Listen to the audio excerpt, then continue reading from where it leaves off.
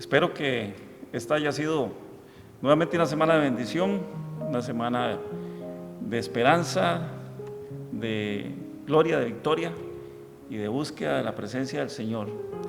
Hoy quiero compartir con usted un tema que está en el Evangelio de San Juan, capítulo 5, versos del 1 al 8. Leo el texto para usted y dice así: después de estas cosas había una fiesta de los judíos y subió Jesús a Jerusalén. Y hay en Jerusalén, cerca de la puerta de las ovejas, un estanque llamado en hebreo Betesda, el cual tiene 5 pórticos. En estos yacía una multitud de enfermos, ciegos, cojos y paralíticos que esperaban el movimiento del agua. Porque un ángel descendía de tiempo en tiempo al estanque y agitaba el agua. Y el primero que descendía al estanque después del movimiento del agua quedaba sano de cualquier enfermedad que tuviese. Y había allí un hombre que hacía 38 años estaba enfermo. Cuando Jesús lo vio acostado y supo que llevaba ya mucho tiempo así, le dijo: ¿quieres ser sano? Señor, le respondió el enfermo, no tengo quien me meta en el estanque cuando se agite el agua, y entre tanto que yo voy, otro desciende antes que yo. Jesús le dijo: levántate, toma tu lecho y anda. La palabra Betesda se deriva del idioma arameo Bet y Esda, que significa casa de gracia o casa de misericordia. Y esta palabra está relacionada con la curación o con la sanidad del cuerpo, la sanidad de las dolencias físicas, la sanidad de las dolencias de todo tipo que los seres humanos experimentan a diario. La palabra nos enseña que este estanque estaba ubicado en Jerusalén y tenía 5 pórticos, 5 portales o 5 puertas. Estaba ubicado en lo que se conocía como el mercado principal o el mercado de las ovejas. Esta referencia al mercado de las ovejas la encontramos también en el libro de Nehemías capítulo 3, Nehemías 3, verso 1, se nos menciona la existencia de este famoso mercado de las ovejas. Al leer el pasaje nos encontramos que Juan, el evangelista, nos hace una reseña, un detalle muy importante con respecto a una creencia popular que había surgido en relación con el estanque de Betesda. Y podemos decir con toda propiedad, actualizando los términos a nuestros días, podríamos decir que era una especie de leyenda urbana lo que Juan estaba utilizando para ilustrar esa sanidad. Y nos sirve también para explicar el por qué había tantos enfermos reunidos alrededor. Y aquí es donde empieza el asunto de la famosa leyenda urbana que está incluida o que está insertada dentro de este pasaje. Dice, como nota del editor, porque un ángel descendía de tiempo en tiempo al estanque y agitaba el agua. Y el que primero descendía al estanque después del movimiento del agua quedaba sano de cualquier enfermedad que tuviese. Dicen los historiadores que el movimiento del agua que ocurría en el estanque, porque posteriormente en excavaciones se ha logrado determinar que sí, efectivamente el estanque de Betesda existió. Los historiadores hablan acerca de que el movimiento del agua era un fenómeno que se podía explicar según el texto bíblico o según la creencia popular, según la leyenda urbana. Cada cierto tiempo un ángel descendía del cielo y con su dedo, me imagino, o con una varita mágica. No, los ángeles no tienen varitas mágicas, los ángeles son reales y existen. De alguna manera hacía que el agua se moviera, según la leyenda urbana, y el agua se agitaba. Se creaba una especie de ola, por decirlo de esa manera. Entonces eso hacía que el agua se moviera. Esto era lo que la gente le achacaba al famoso movimiento de la mano del ángel. Dicen los historiadores que este fenómeno del movimiento del agua se podía explicar con mucha facilidad por la sencilla razón de que el estanque era abastecido a través de un acueducto que hacía llegar el agua de manera discontinua, de tal suerte que cada cierto tiempo el mismo flujo discontinuo del agua hacía que se formaran pequeñas olas, y estas olas agitaban el movimiento del agua dentro del estanque. Entonces eso hacía que el nivel del agua subiera, bajara, o el agua se desplazara, se moviera hacia un lado u otro. Es por esa razón que el lugar conocido como Estanque de Betesda estaba rodeado por personas discapacitadas, personas que día a día se reunían en el lugar para tratar de buscar su milagro. Ellos estaban seguros, estaban convencidos de que el peregrinar, tal vez algunos vivían desde regiones lejanas y habían escuchado la leyenda, y entonces el tener que peregrinar hasta Jerusalén los hacía acreedores de poder ir a buscar su milagro al estanque de Betesda. Estas personas discapacitadas todas se reunían día a día, llegaban al lugar para tratar de buscar su milagro, esperando que el ángel, el cual para mi concepto es descrito dentro del texto como un tanto cruel, porque no tenía misericordia de los más lentos o de los que no podían por sí solos llegar hasta el agua que era agitada. El agua se movía y la leyenda decía que el primero en caer al agua, el primero en tocar el agua, en ese momento mágico, ese momento especial en que el agua era agitada, en ese momento las personas recibían la sanidad. El primero que llegara era el que recibía la sanidad. Entonces, de aquí nosotros podemos claramente inferir que no eran todos los que podían llegar. Las personas que tenían una discapacidad muy profunda no tenían esa posibilidad. Los que no tenían movilidad en sus extremidades estaban en seriosísimos, gravísimos problemas, pues no eran candidatos para esta clase o esta especie de sanidad divina. Entre esos pobres desdichados estaba el paralítico de la historia, que este hombre tenía el perfil perfecto para no poder acceder a la gracia de una sanidad integral. No podía ser acreedor de la gracia. O sea, pareciera ser que la gracia, la sanidad, el regalo de esa sanidad estaba destinado para cierta clase de personas que sí tenían movilidad. El hombre, según dice el texto, había estado postrado prácticamente, creemos que toda la vida, porque dice que tenía 38 años de estar postrado en la cama. La Biblia no dice si esa era su edad cronológica, pero él tenía 38 años de padecer esa enfermedad. Y de hecho no podía ni siquiera arrastrarse hacia las aguas salutíferas del estanque. Y tampoco nadie estaba dispuesto a ayudarle para que le proveyeran ese milagro. No había una persona ahí al lado suyo esperando a que el ángel bajara y agitara las aguas y el estanque se moviera. Cuando nosotros echamos un vistazo trayendo este panorama a los tiempos que estamos viviendo y sacamos cuentas que nos imaginamos de que cuando en cuando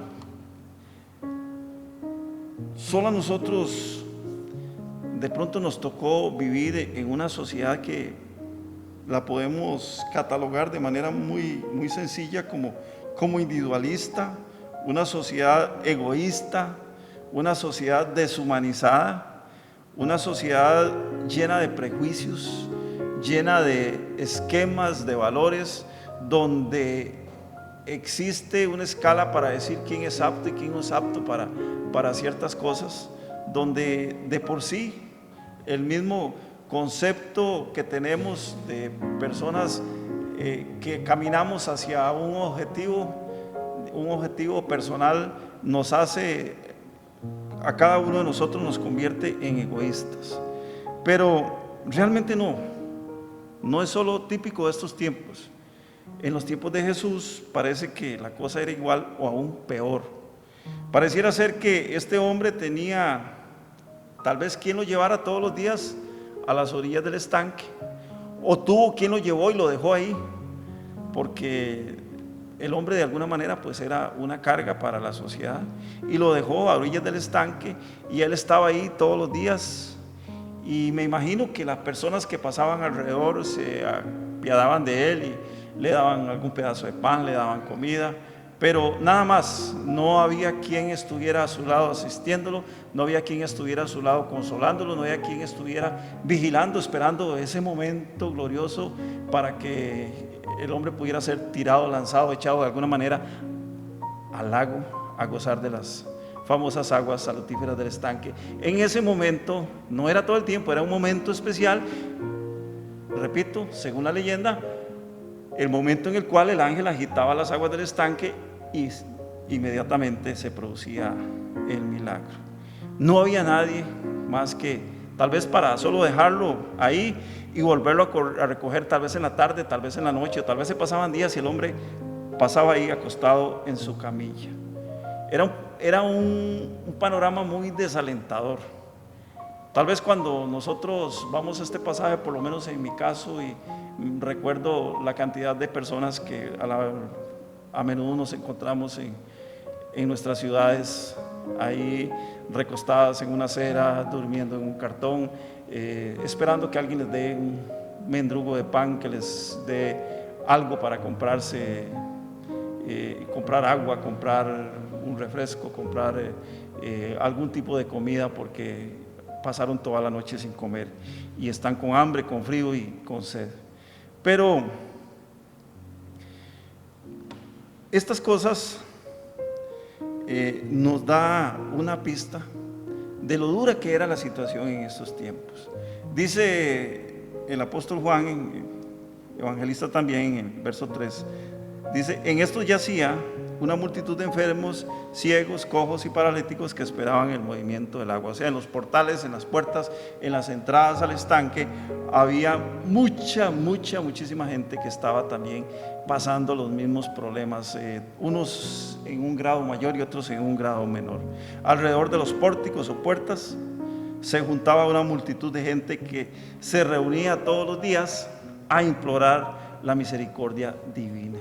Ellos esperaban que el ángel sin misericordia, como le llamo yo, el ángel sin misericordia, agitara el agua. ¿Por qué era sin misericordia? Repito, porque había una oportunidad nada más para uno, no era una oportunidad para todos.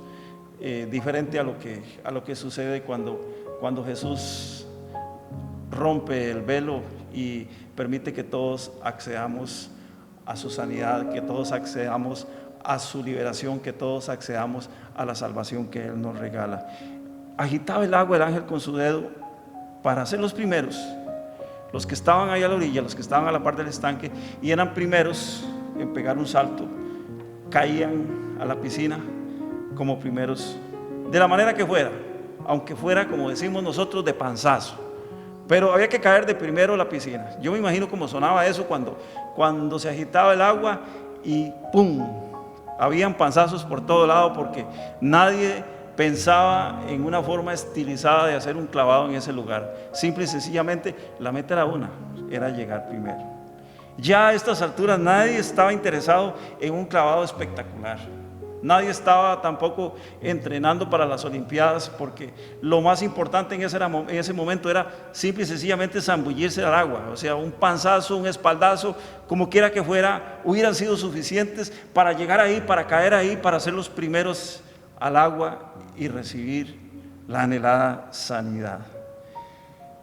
Pienso que el relato del evangelista con respecto a este episodio tiene más bien un trasfondo de antropología cultural, porque se enfoca en aspectos de creencias y mitos que eran muy difundidos dentro de la cultura judía, la cultura hebrea. Pero también dentro del pasaje podemos ver cómo se relaciona esa parte cultural con la carencia que tenían las personas que andaban en la calle, con la carencia que tenían las personas de Dios, con la carencia que tenían las personas de Jesús. Cualquier parecido con el momento actual no es mera coincidencia. ¿Por qué? Porque la palabra de Dios se cumple de principio a fin, y recordemos que Dios es el mismo ayer, hoy y por los siglos de los siglos. Su palabra es eterna, su palabra es inmutable, su palabra no cambia. Lo que nos enseña la Biblia con respecto a estos aspectos culturales, antropológicos, se repiten como una constante en la humanidad. Recordemos que el hombre es un ser humano que inevitablemente está condenado a arrastrar cadenas eternamente si no es liberado por la persona, por el milagro salvador de Cristo Jesús. Por eso es que los tiempos que nos relata la Biblia en este episodio del capítulo 5 del Evangelio de San Juan son muy parecidos a los actuales. Por eso le digo, cualquier parecido con el tiempo actual no es mera coincidencia. Estamos los seres humanos repitiendo los errores, los mismos errores que reproducía la sociedad hace 2000 y resto de años. ¿Y por qué digo reproducía? Porque eran los mismos errores que había cometido el hombre desde inicios de los tiempos, desde siempre había cometido los mismos errores.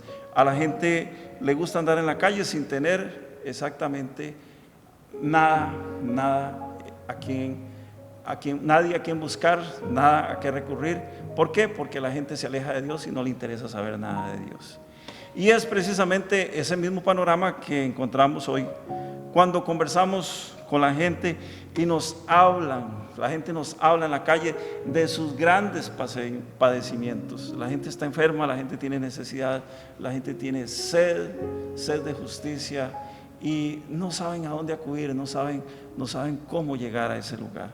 La gente nos aborda y nos dice: pastor, yo tengo una raíz de amargura, por ejemplo, por todo lo que sufrí cuando era niño. Fui maltratado, fui abusado, fui abandonado, mis padres no me quisieron. Hay tantas historias verídicas que van haciendo la suma de ese fenómeno cultural que nosotros encontramos en la gente desconsolada, gente con mucha necesidad. Pastor, yo no puedo perdonar a mi excónyuge por todo lo que me hizo, por todo lo que sufrí cuando estuvimos casados. Yo no puedo perdonar a mi hijo o a mi hija por todo lo que me hizo, porque eso seguirá siendo un malagradecido, una malagradecida. Pastor, yo ya casi no duermo por las noches, cualquier preocupación me quita el sueño. Y ni qué hablar de otro tipo de enfermedades físicas. La mayoría de las enfermedades físicas, de acuerdo con lo que se ha podido demostrar a través de los estudios psicológicos y psiquiátricos, la mayoría de las enfermedades físicas tienen un origen psicosomático.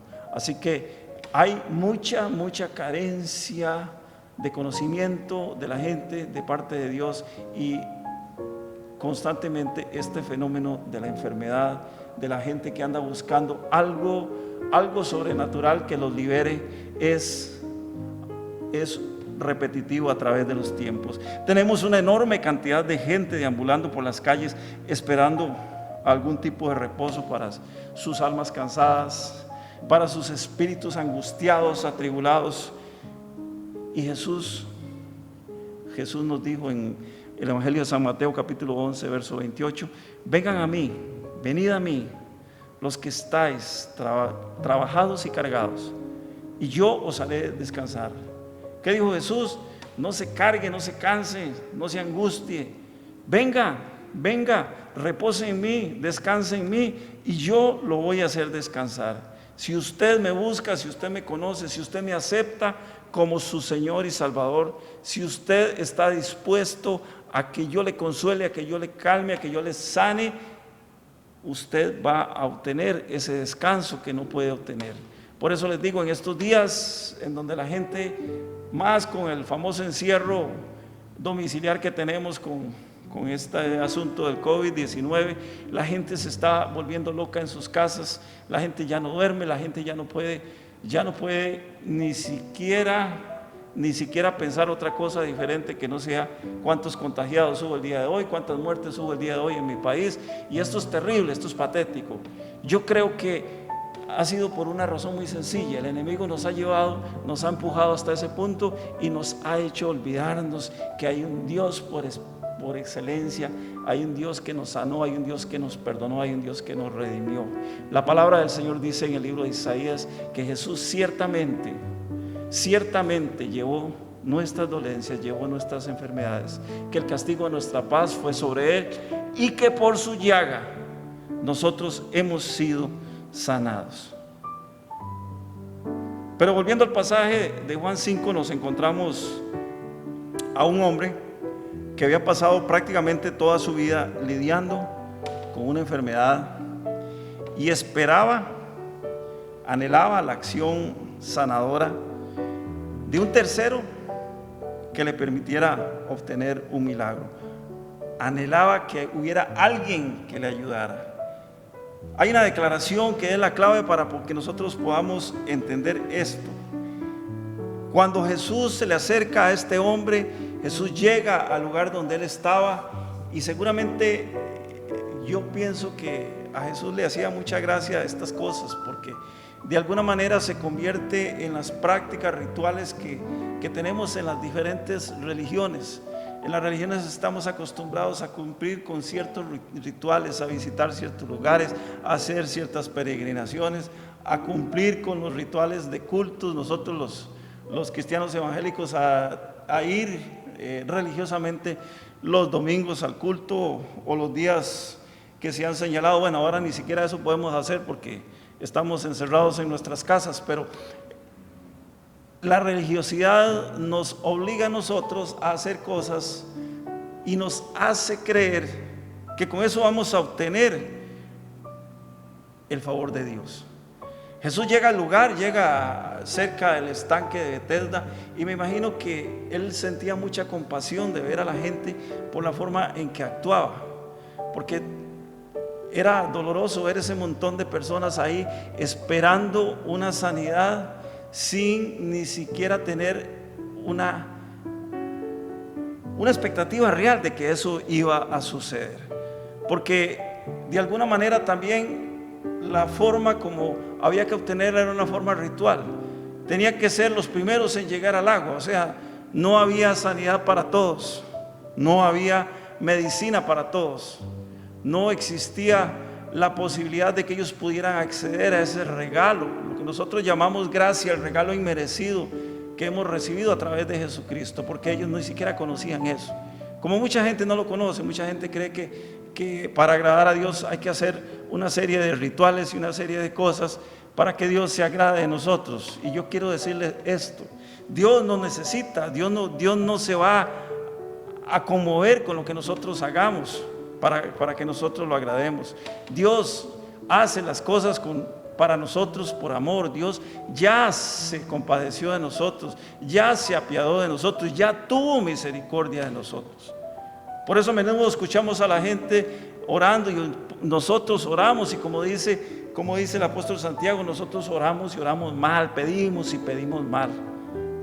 Por lo general, cuando tenemos una necesidad, que casi siempre eso es lo que hacemos cuando oramos pidiendo y pidiendo y pidiendo. Somos los pedigüeños de la oración. Casi siempre lo que hacemos es pedir, nunca alabamos a Dios, nunca le damos honra y gloria, nunca le agradecemos.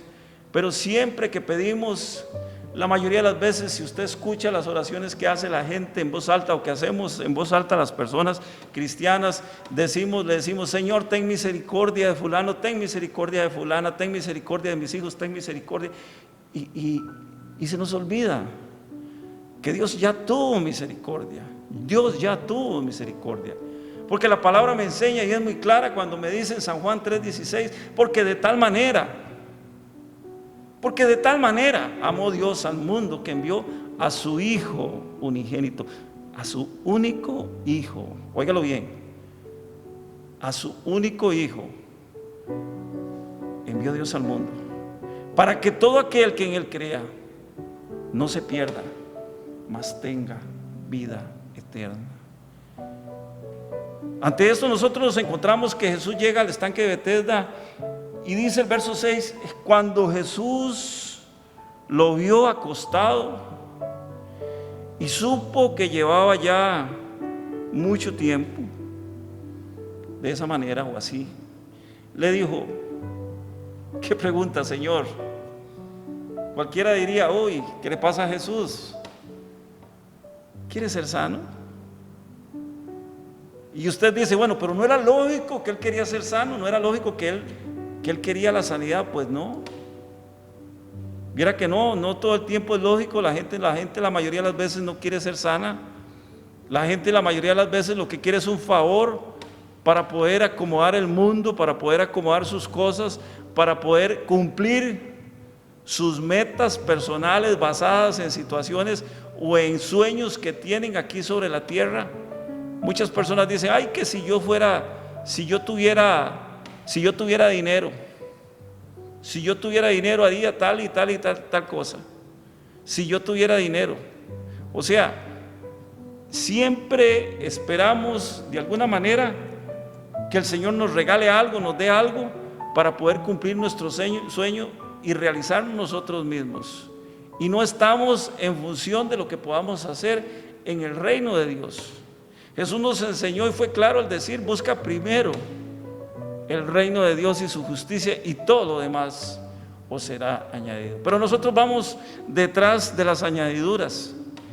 Jesús le dice a este hombre, a este varón, le dice: oye, amigo, usted que está ahí acostado, usted que está ahí en esa camilla.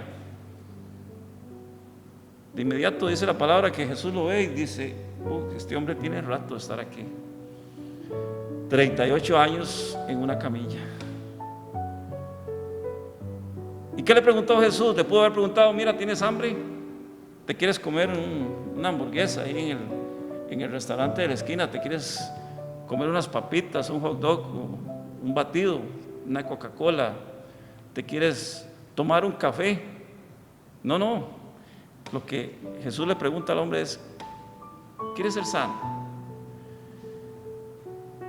Y vea qué respuesta más interesante le da, porque cualquiera diría que lo primero que él iba a decir: sí, claro, por supuesto, claro que quiero ser sano, necesito ser sano, Señor, por favor, dame la sanidad.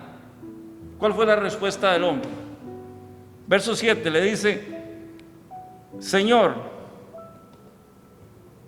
le respondió el enfermo, no tengo quien me meta en el estanque cuando se agita el agua. Y entre tanto que yo voy, otro desciende antes que yo. Quizá nunca en la vida, tal vez él lo haya intentado, o no lo haya podido intentar por su condición. Pero la respuesta de él no es que él quería ser sano.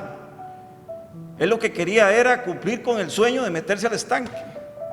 Ve qué interesante, porque muchas veces nosotros no logramos las cosas porque nuestra meta está lejos de ser lo que el Señor tiene preparado para nosotros. ¿Qué quería el hombre? Dice: no tengo quien me meta al estanque. Él no quería ser sano, él quería que lo metieran al estanque. De alguna manera podemos entender que este hombre lo que quería era competir con el mundo, competir con todos los que estaban alrededor y llegar de primero. La sanidad era secundaria, su meta era llegar primero. Dice: y entre tanto que yo voy, o sea, si de alguna manera pudiera llegar, supongamos que él era paralítico de sus pies, pero que con sus manos se podía arrastrar y podía hacer un esfuerzo sobrenatural y caer de espaldazo, de panzazo o de jupazo o como fuera, pero caer en el estanque. Su meta era llegar primero, de primero al estanque. Su meta no era la sanidad. Jesús le dice: ¿quieres ser sano? Este hombre no estaba dispuesto a recibir la sanidad porque él tuviera fe en que iba a ser sano, sino porque él tenía que competir con las demás personas para lograr ser el primero. Y así sucede con nosotros en la vida.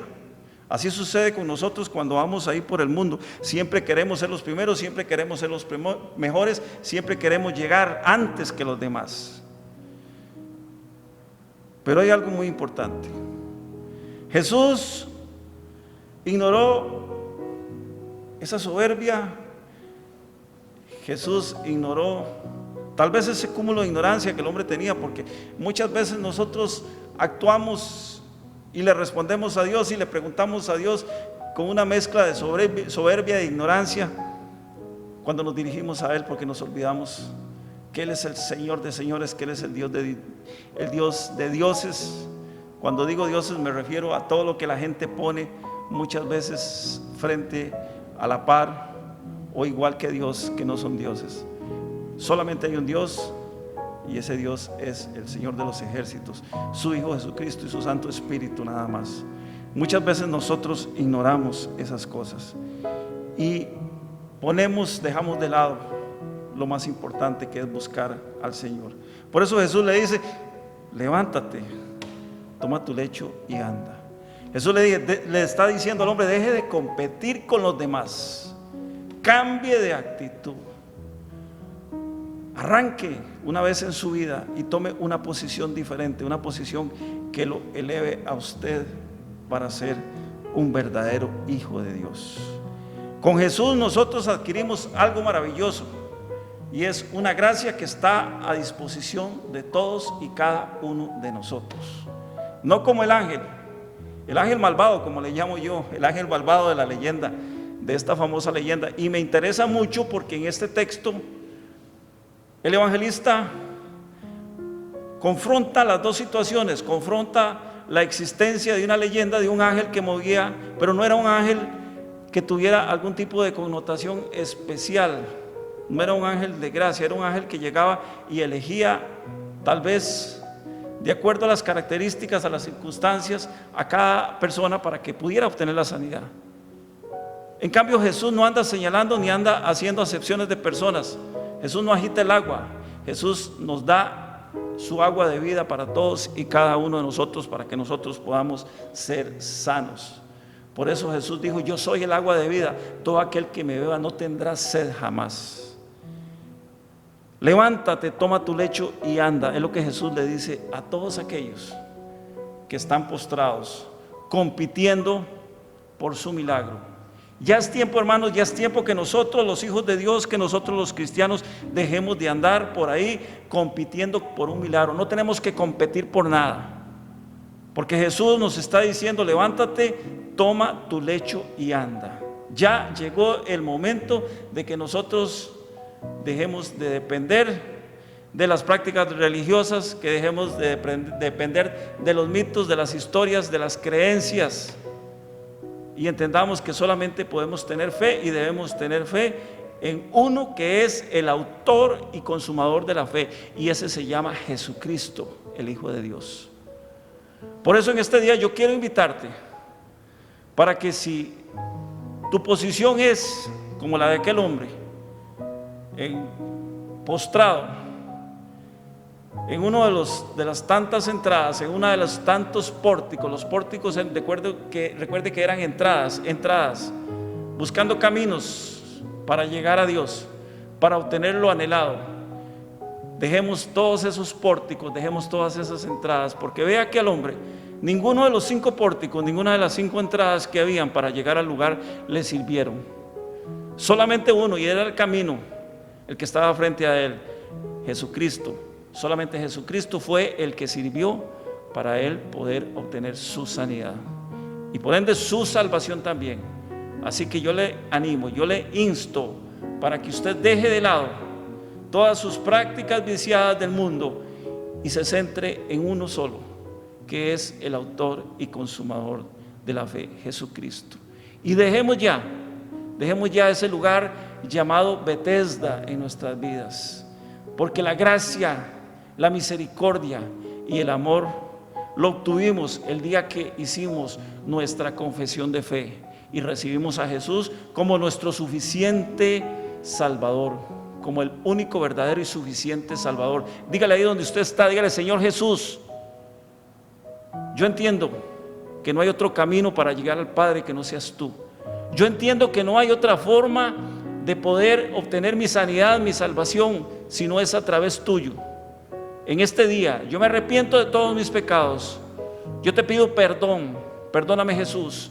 Te pido que escribas mi nombre en el libro de la vida, porque yo quiero que un día, cuando allá en el cielo se pase lista, mi nombre esté ahí y yo poder llegar orgulloso a recibir lo que tú tienes para mí, ese galardón que tú me has prometido. Por eso en este día te digo: Señor, perdona mis pecados, A partir de este momento te reconozco como mi suficiente Salvador. Declaro que tú eres el Hijo de Dios.